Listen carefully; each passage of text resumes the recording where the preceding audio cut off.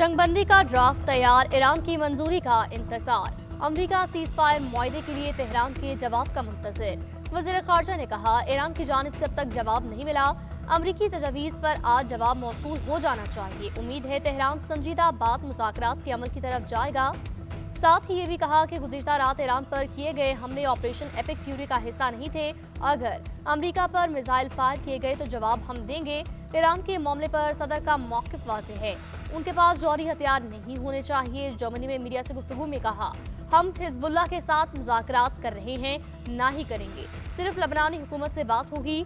Pompeo से मुलाकात इंतहाई मस्बत रही। चीन और ताइवान से मुतालिक अमरीकी पॉलिसी में कोई तब्दीली नहीं आई।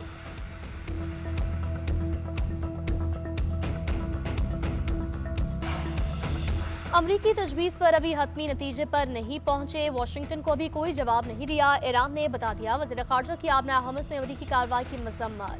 अब्बास इराक़ची कहते हैं, मुज़ाकरात की मेज़ सजती है तो अमरीका जंगी महाज खोल देता है।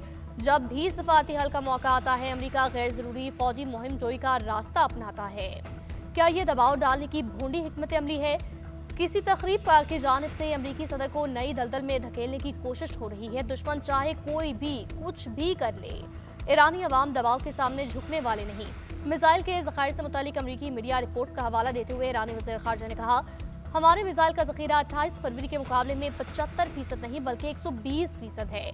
ईरानी अवाम के दिफा के लिए ईरान की तैयारी 1000% है। उधर ईरानी वज़ारत ख़ारजा के तर्जुमान ने कहा, अमरीकी फौज को हम खबरदार करते हैं। कहा, अगर शेर को दांत दिखाते देखो तो ये ना समझना शेर मुस्कुरा रहा है।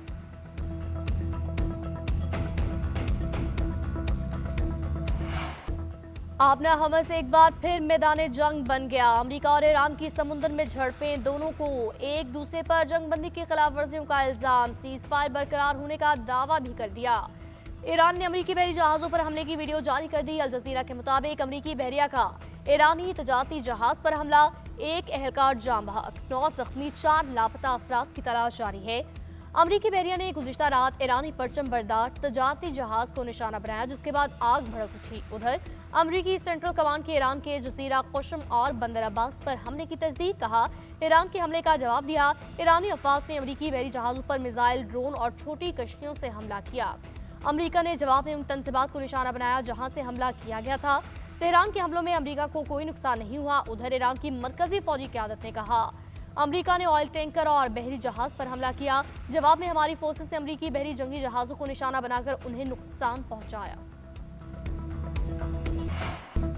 अमरीकी सदर का झड़पों के बावजूद जंगबंदी बरकरार रखने का ऐलान। ईरान के साथ एक बार फिर मस्बत मुज़ाकरात का दावा।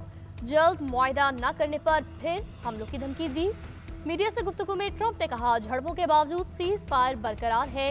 ईरान के साथ अमन मुआहदा एक हफ्ते में तय पा सकता है।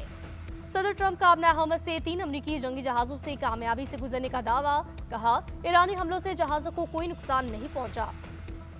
हमला करने वाली ईरानी कश्तियों को तबाह कर दिया। हमारी कार्रवाइयां ईरान को एक हल्का सा थप्पड़ है। अमरीकी सदर की एक बार फिर पाकिस्तानी क़यादत की तारीफ। बोले, पाकिस्तानी वज़ीर आज़म और फील्ड मार्शल शानदार शख्सियात हैं। पाकिस्तान ने मुज़ाकरात के दौरान प्रोजेक्ट फ्रीडम रोकने की दरख्वास्त।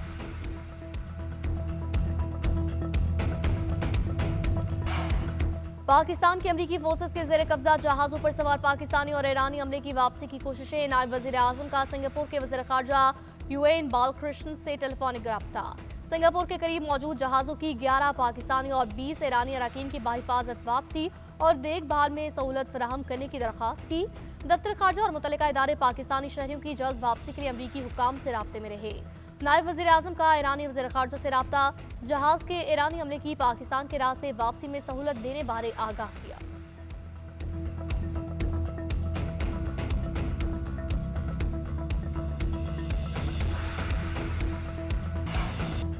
आलमी मंडी में तेल की कीमतों में मामूली उतार चढ़ाव। WTI खाम तेल की कीमत $94.53 हो गई, जिसमें $0.28 यानी $0.3% कमी रिकॉर्ड की गई। दूसरी जानिब ब्रेंट क्रूड खाम तेल $100.25 तक पहुंच गया, जिसमें $0.19% इजाफा। दूसरी जानिब पाकिस्तान स्टॉक मार्केट में मंदी। 100 इंडेक्स 1778 पॉइंट्स कमी के साथ 1,71,115 पॉइंट्स पर बंद हुआ। ऑस्ट्रेलिया का कदम बलूचिस्तान लिबरेशन आर्मी को दहशतगर्द तंजीम करार देने का ऐलान। ऑस्ट्रेलियाई हुकूमत ने कलदम BLA के बशीर ज़ेब समेत 3 अफराद पर माली पाबंदियां लगा दी। ऑस्ट्रेलियाई वज़ीर ख़ारजा ने कहा, फैसला कलदम BLA के पाकिस्तान में दहशतगर्द हमलों की वजह से किया है। फैसले के बाद ऑस्ट्रेलिया में कलदम BLA के असासे मुंजमद होंगे। तंजीम से वाबस्ता किसी भी फर्द के साथ कोई लेन देन नहीं होगा। पाबंदियों की खिलाफवर्जी करने वालों को कानूनी कार्रवाई का सामना करना पड़ेगा। BLA पर पाबंदी UN सलामती काउंसिल फ्रेमवर्क के तहत लगाई गई।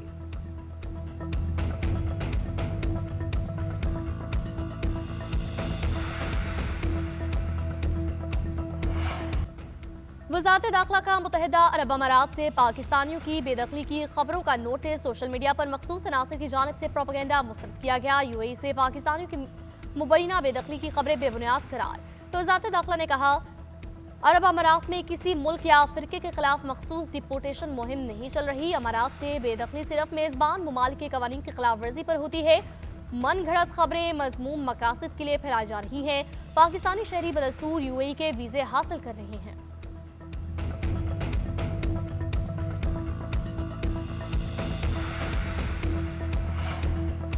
नून लीग के सदर मियां मोहम्मद नवाज शरीफ की ज़ेर सदारत आज़ाद कश्मीर पार्लिमानी बोर्ड का इजलास। 45 इंतखाबी हलकों से 206 से ज्यादा उम्मीदवारों के इंटरव्यूज। कामयाब उम्मीदवारों को 30 रोज में पार्टी टिकट जारी किया जाएगा। जराये के मुताबिक नवाज शरीफ का इलेक्शन मुहिम में आज़ाद कश्मीर जाने का ऐलान। जून के वक्त में आज़ाद कश्मीर जाने का इम्कान जाहिर किया गया। शहबाज शरीफ को बतौर वज़ीर आज़म और मरियम नवाज को बतौर वज़ीर आला कानून के मुताबिक कश्मीर में इलेक्शन मुहिम में शिरकत की हिदायत। पार्लिमानी पार्टी बोर्ड इजलास से खिताब में कहा, मैं खुद कश्मीरी हूँ और कश्मीरियों से मोहब्बत मेरे खून में शामिल है। आज़ाद कश्मीर के इलेक्शन में खुद आकर अपने उम्मीदवारों के लिए वोट मांगूंगा। विफाक और पंजाब की तरह आज़ाद कश्मीर में भी मुस्लिम लीग नून की हुकूमत होगी। इजलास में वज़ीर आला पंजाब, वज़ीर आज़म के मशीर राना सनाउल्लाह, ख्वाजा आसिफ, एहसन इकबाल, ख्वाजा साद रफीक और दीगर की शिरकत।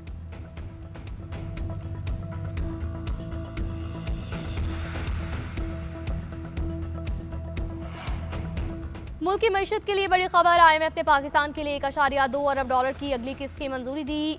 EFF प्रोग्राम के तहत $1 अरब मिलेंगे।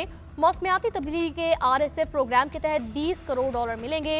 $7 अरब का EEF प्रोग्राम 37 माह के लिए है। IMF एग्जीक्यूटिव बोर्ड ने वाशिंगटन इजलास में किस्त की मंजूरी दी। पाकिस्तान और IMF के दरमियान स्टाफ लेवल मुआहदा 27 मार्च को तय पाया था।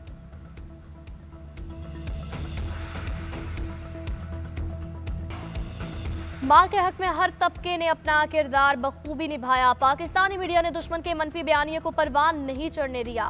वज़ीर इत्तलात अता तारर ने कहा, मुसल्लह अफवाज ने माल के हक के दौरान बहादुरी की नई दास्तानें रकम की। पाक फजाई ने दुनिया भर में अपनी जवाबी कार्रवाई से धाक बिठाई। हमने भारत के जंगी तैयारों को लम्हों में तबाह कर दिया। पाकिस्तान की कार्रवाई के बाद भारत ने 4 घंटे के अंदर घुटने टेक दिए। हमने जंग जीतने के बाद खित्ते और दुनिया में आम के लिए भरपूर किरदार अदा किया। पूरी दुनिया देख रही है, भारत इस वक्त तन्हाई का शिकार है।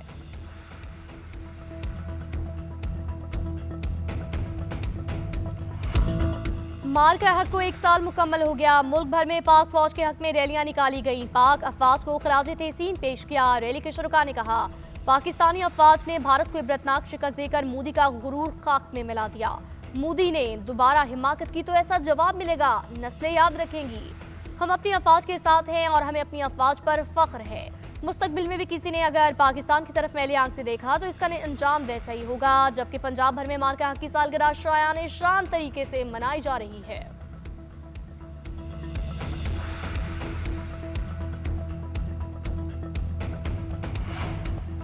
PTI सेनेटर मिशाल यूसुफजई का बुशरा बीबी के इलाज के मामले पर सेनेट कमेटी बनाने का मुतालबा। सेनेट इजलास में कहा, बताया जाए बुशरा बीबी की सर्जरी क्यों करवाना पड़ी।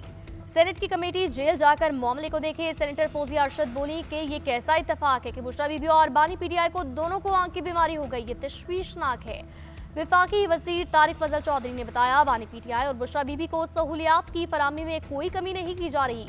कहा गया, रात के अंधेरों में क्यों अस्पताल लेकर गए। रात को इमरजेंसी हो और दिन को लाया जाए तो ये कहेंगे कि लेट क्यों लेकर आए।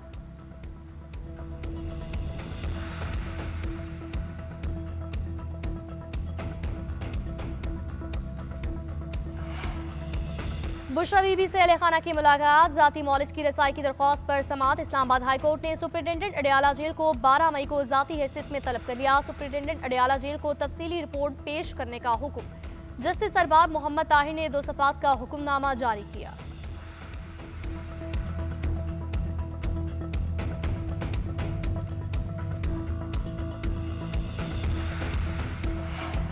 पब्लिक और प्राइवेट शराकतदारी के जरिए सिंध की समाजी और मौसमी तरक्की तेज करने का फैसला। वज़ीर आला सिंध की ज़ेर सदारत public private partnership policy board का इजलास। इंफ्रास्ट्रक्चर, तालीम, ट्रांसपोर्ट और सनती तरक्की के अहम मंसूबों की मंजूरी।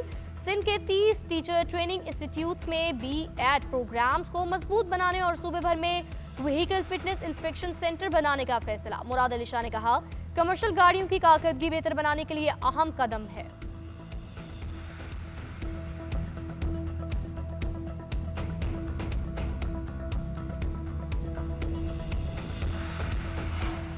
मंसूबा साजों और फैसला साजों की पॉलिसियों के बायस आज गुर्बत बढ़ रही है। वफाकी हुकूमत को अवाम की फिक्र नहीं, सिर्फ बानी PTI को नीचा दिखाया जा रहा है। CM KP का पेशावर में तकरीब से खिताब। कहा, हमारी पूरी एक नस्ल तालीम से महरूम रही है। जब अमन नहीं होगा तो रोजगार नहीं होगा, सरमायाकारी और तरक्की भी नहीं होगी।